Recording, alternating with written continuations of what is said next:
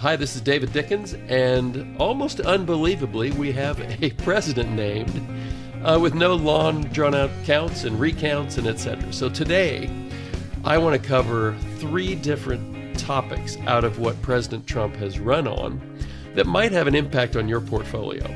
So hopefully we can keep it all financial and apolitical. Let's see how we do. I'll get Walter, and we'll get started.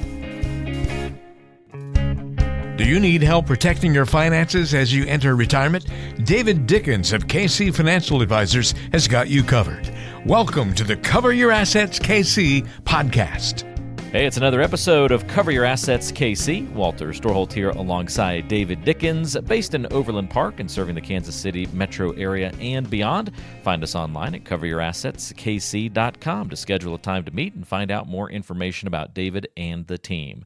Yes, there will be plenty of time to talk about the election outcome and the main 3 priorities that David wants to focus on today, looking at Trump's victory and how it might impact your portfolio. We'll look at some of these proposed legislations, or at least expected things to happen during Trump's next term. And so we're going to take a look at that fiscal analysis here in a few minutes. But for our chit-chat, David, it would be way too obvious for us to have commentary about the election. So why don't we just do a non-election hello, first of all? I love that. And we seem to beat the Chiefs to a pulp every 2 weeks. So that's right. Let's see. What should we talk about? Well, we do have Thanksgiving right around the corner. Hey, that's right. Let's be grateful. What are you grateful for? What are you looking forward to this Thanksgiving? You guys have any family visits coming up? I'm sure you do. Yeah, well, that's, I guess, my most grateful thing. I've got an awesome family, and I think we're all getting together at my daughter's house in Dallas for the weekend, and those handsome 3 grandsons, daughter flying in from England, another one, and her husband coming in from Minneapolis, so it ought to be a full house. Very nice. That sounds good. Yeah, we're doing something similar. We're heading east and going to visit family in New Jersey and Pennsylvania and the Baltimore area, and we're going to just happen to be able to catch a New Jersey Devils hockey game while we're out there. Oh, man.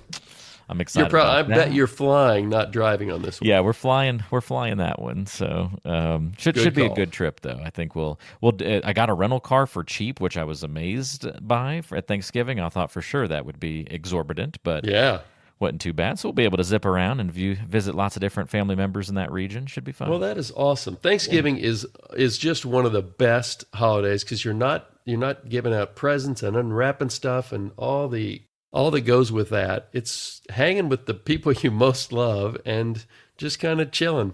Yeah. Usually, although it's funny you say that, because actually our Thanksgiving visit this year will also be sort of our Christmas visit. So we actually doing double duty our shopping, and we'll be taking everything with us to drop off at Thanksgiving because we're not going back for Christmas this year. Well. So they don't have that stress, but we kind of had it on our shoulders. But that's okay. That's what you get when you live far away, right? For sure. That just comes with the territory. All right. Well, we took our breath from having to dive into the political side of things, so let's turn that page and get in here, David. And I know you really want to just keep things focused on the financial policies and 3 in particular that might have an impact on our portfolios in the coming years. And some of these things are pretty misunderstood, I think, by folks. And some of these are really big macro things that are just kind of hard to read the tea leaves of what it's really going to translate to. And I know that often causes people fear and confusion. So I'm hoping you'll be able to cut through some of that for us today. Yeah, well, I hope so too. I'm getting lots of questions. So I have clients that are pretty far right, and I have clients that are pretty far left. And so what I don't want to talk about today is, what might happen with the border or deportations or women's rights or, judicial appointees, or are we going to keep funding Ukraine or Israel or Gaza? All that stuff, that's important stuff, but it has very little to do with your portfolio, your pocketbook, and your plan. So I do want to keep it to these 3 key pieces. And hopefully there'll be something in here for everybody that listens as to a change they might want to make or confirmation that they should just keep going on doing what they're doing. So we'll see. Excellent. I think it sounds like a plan, and hopefully, I'm not giving anything away too secretive here, David. But I know the three things you want to hit on today are the tariff conversations, tariffs. The one that we've been talking about for a long time, the tax cut extensions back from 2017. Is that going to get extended rather than expiring here in a year? And this idea that there's going to be decreased regulation under this next presidency. So, you want to kick it off with the tariff conversation? Yeah, so let's start there. Right now, you say a lot of unusual things on the campaign trail, whether you're right or left leaning. But what Trump has said is that 60% tariff on all Chinese imports and 20% on all other countries. And that may happen, that may not happen. Probably what we end up with are more targeted tariffs instead of blanket tariffs. But I mean, we get a lot of important stuff from Chinese. Like last I checked, all of our antibiotics come from China. And so if you put a tariff on, let's say, these blanket tariffs, well, that almost by definition is inflationary. I don't know. I haven't read anybody who thinks that would not be inflationary. It just costs more to manufacture stuff in the U.S. Well, we pay better salaries. We have higher benefits. We have a higher standard of living. And so it just costs more to do it here. And we've also gotten out of the manufacturing business in a lot of different areas, a lot of different industries. So frankly, it'll take years to ramp up some of that. So we will be still importing lots of stuff. And if it costs more, I always laugh when I hear people on radio, TV saying that, well, in fact, President Trump is fond of saying the Chinese are going to pay for that, kind of like the Mexicans were going to pay for the wall. Well, we as consumers pay for these tariffs. So the companies that import this stuff, they're not going to have lower profit margins because they're paying tariffs. We're going to pay that. And so that comes out of all of our pockets. If you're really well heeled, you have a lot of money, it's going to be a nuisance. But frankly, half of America lives paycheck to paycheck. So that will absolutely positively cause stress in America. What does that mean for the stock market and your portfolio? Well, it very much depends on what kind of tariffs we actually do have and what kinds of products that those are on. But generally speaking, the threat of big tariffs and big blanket tariffs, that causes uncertainty, which the market really doesn't like. They would be inflationary, which is going to hurt consumption in America. And our economy is about 65 to 70% consumption. And so if sales at Walmart and Dollar Tree and Costco and other places go down because people can afford less, that's a headwind for those stocks as well. So generally speaking, I would expect that the bigger and badder the tariffs are, that's probably less good for our market and your portfolio. I will say, just as an observation, some of the more exorbitant numbers tends to be, and correct me if I'm wrong, but tends to be Trump's negotiation style, right? He's written about it. He's talked about that being how he does it, right? I ask for extremes. That way, when you come back to a more normal solution, it seems like a relief. So exactly. Yeah, that's probably why, the market's up nicely since the election. And so people are probably expecting, the big money is expecting, that's a negotiation tactic, not what the reality is. So I don't see any signs that people are adjusting their portfolios, their really large portfolios, based on the expectation that we might have tariffs. That's kind of a wait and see type topic, but the president can do a lot of that stuff by executive order. He doesn't need Congress to do a lot of that stuff. So, we'll know a lot by the end of January as to whether that will be a concern for our portfolios or not. Yep. Well, there'll be legislation and changes and proclamations or whatever else you want to call them coming down quickly, I would imagine, right after inauguration in those first few weeks. So. There will be. And last time around, Trump really didn't, by all accounts, didn't really expect to win. And so he didn't have a transition team. And there was a lot of bumps in the road in getting that thing up and running. Well, he's been there once. So there won't be those bumps in the road. They will be ready to hit the ground running as soon as inauguration day comes. So I think it'll be really different this time than it was in 2017. And so we'll see. Probably illustrated already by just how fast the team is assembling that Yes. he's putting together. It seems every day there's 5 or 6 announcements at this point. Yep. So, all right. Tariffs, good breakdown there. Learned a little something there, David, so I appreciate that. All right. We've been talking about it for so long, and now that Trump is in the one taking office, it maybe, reveals the hand a little bit as to what's going to happen to those tax cuts from 2017 and whether or not they're going to expire or get extended. What's your read on that one? Yeah, so I have been one that has been pretty sure over the last 4 or 5 years that these were not going to be extended. And if the House does not go Republican, in other words, if there's not a red sweep, then I think it's unlikely that that these do get extended in certainly in a broad fashion, because now all of a sudden you're going to have to negotiate. It's also likely that whatever happens with these tax cuts, they would happen under budget reconciliation. Now, I'm not an expert at it, and I'm certainly not going to try to unpack it fully, but that's the way the first set of tax cuts were done in 2017, and that's why they expire December 31st of 2025, because when you pass a law and it's under budget reconciliation, it has an expiration date, usually about 10 years. That's the way that the Inflation Reduction Act was passed back in 2022. So if the House goes Republican, then there's probably a pretty good chance that we get some sort of extension to most or all of these tax cuts. And our listening audience will remember that the corporate tax cuts in 2017, those were permanent, but it's the tax rates we pay as individuals that expire in December of 2025. So if that's the case, if Republicans do take the House, we probably do get a significant extension of those. But he's also talking about eliminating taxes on tips, tip income, on overtime pay, on Social Security. There were a lot of things that were spit out on the campaign trail.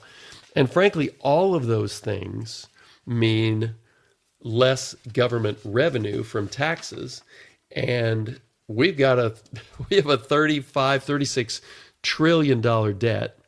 We run a $2 trillion deficit. And we pay $1 trillion now in interest on the debt. So, there's a certain group of economists that say, no big deal. There's a bigger group of economists that say, eventually that's going to be a big deal. So these tax cuts will cost us, the American taxpayer who pays the interest on this national debt, it's going to cost us more. So if the tax cuts somehow increase productivity, in other words, GDP grows faster, our economy grows faster, then arguably they might pay for themselves. If there's really no additional increase in growth, then they're just going to cost more money because there will be decreased revenue in Washington, D.C. Maybe Elon Musk is going to decrease expenses in D.C. as well with his new Office of Government. I can't remember what it's called. Based off the meme acronym, right? Doge, Doge coin. Now they have the Department of Government Efficiency. Doge. There you go. So, maybe he can find $1 trillion of efficiency. I don't know. But at least a few billion. At least, you know what? Actually, there's probably almost no way you couldn't cut a couple of billion out of that big thing. But everybody in Washington, if you look over the decades, everybody in Washington likes to give stuff away. And they do a terrible job of trimming back on what we spend. So expenses go up. And so Democrats tend to give away cash and stimulus. Republicans tend to give away unfunded tax cuts. Either way, revenue goes down and expenses just seem to keep on going up. So if these tax cuts aren't accompanied with anything that reduces the spending side, then all that means is we have a bigger deficit and a bigger debt and more interest to pay on the national debt. And so this is definitely a wait and see thing. It's going to have it, but if they get this passed, it's going to be a short-term happy thing for all of us who pay taxes.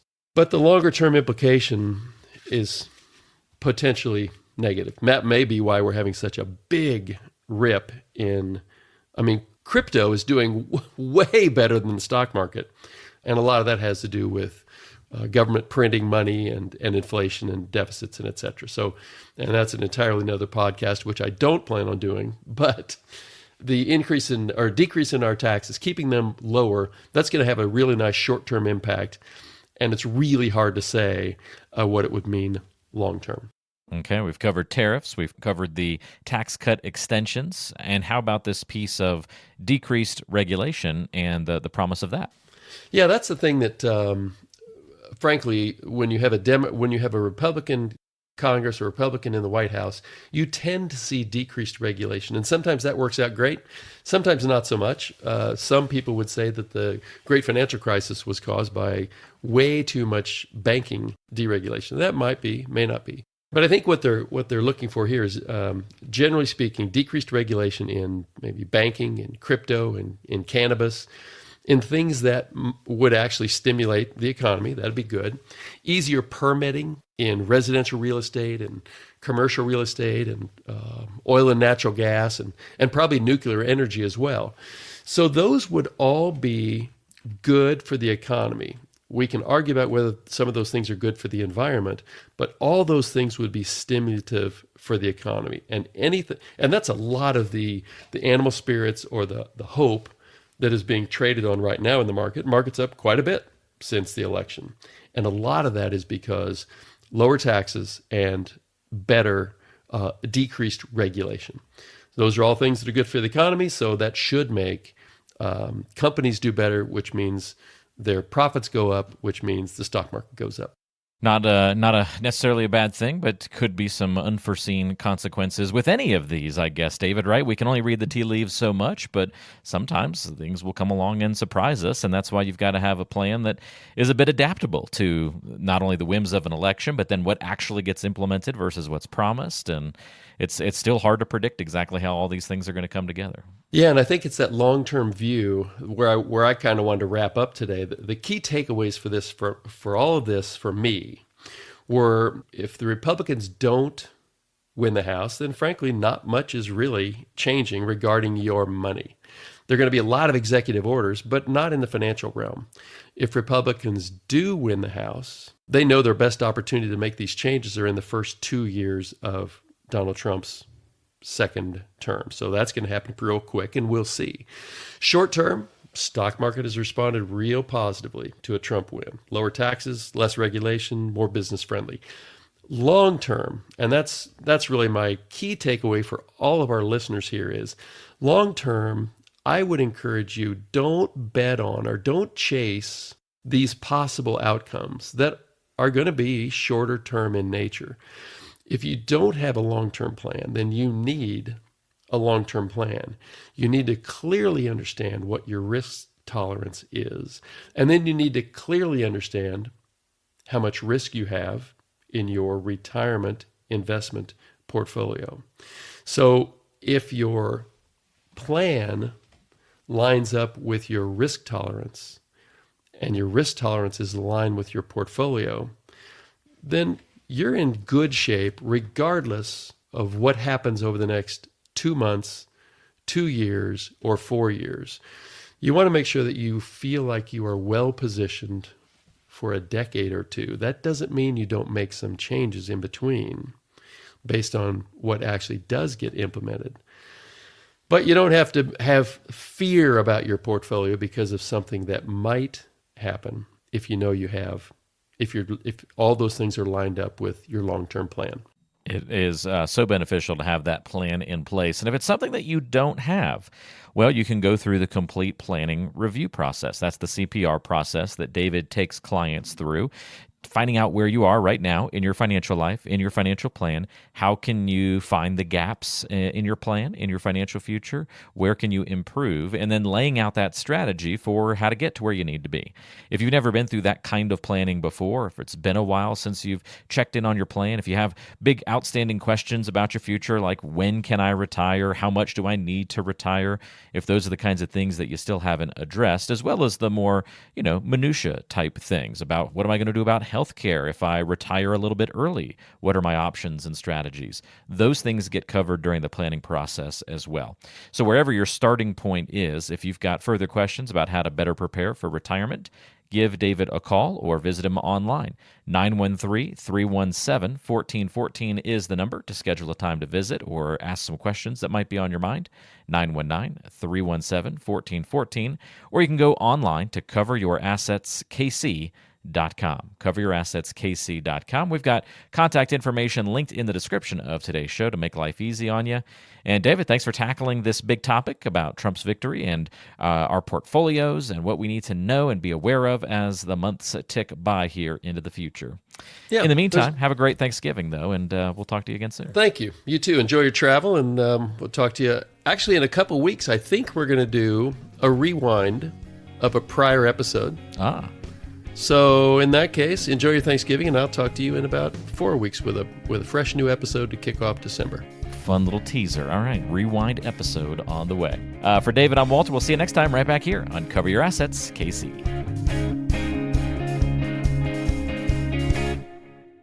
Advisory services offered through Creative One Wealth, LLC, an investment advisor. KC Financial Advisors and Creative One Wealth, LLC are not affiliated. We are an independent financial services firm helping individuals create retirement strategies using a variety of insurance products to custom suit their needs and objectives. The information and opinions contained in this program have been obtained from sources believed to be reliable, but accuracy and completeness cannot be guaranteed. They are given for informational purposes only and are not a solicitation to buy or sell any of the products mentioned. The information is not intended to be used as the sole basis for financial decisions, nor should it be construed as advice designed to meet the particular needs of an individual situation. This material has been provided by a licensed insurance professional for informational and educational purposes only and is not endorsed or affiliated with the Social Security Administration or any government agency. It is not intended to provide and should not be relied upon for accounting, legal, tax, or investment advice.